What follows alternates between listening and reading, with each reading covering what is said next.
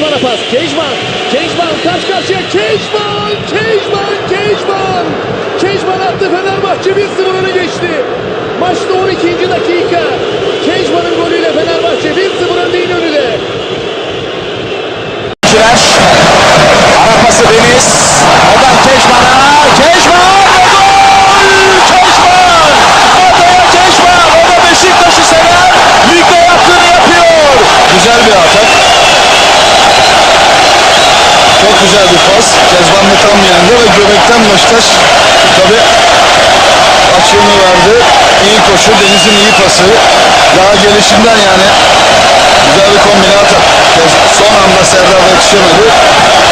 Golcüler. Gürhan ortaladı. Kafa! Kejman. Açılış. Merhaba. İşte Kejman. Fenerbahçe. Kejman'la 1-0 önde. Alex nefis bir pas attı. Gürhan çok klas ortaladı. Kejman aynı güzellikle kafayı çaktı ve skoru 1-0'a taşıdı.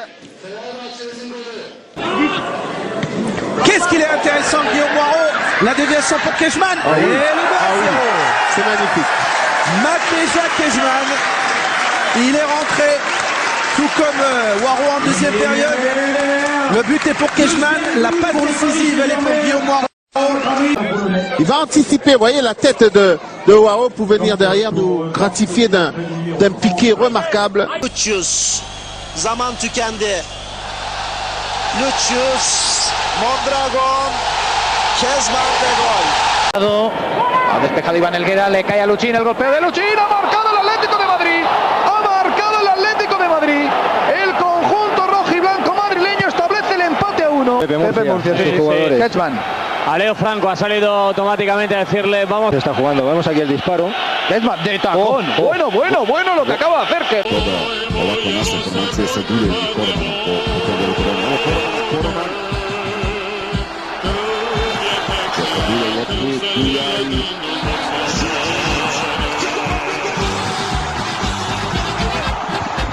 Sjajno potpuno 5 minut Matija Kejman.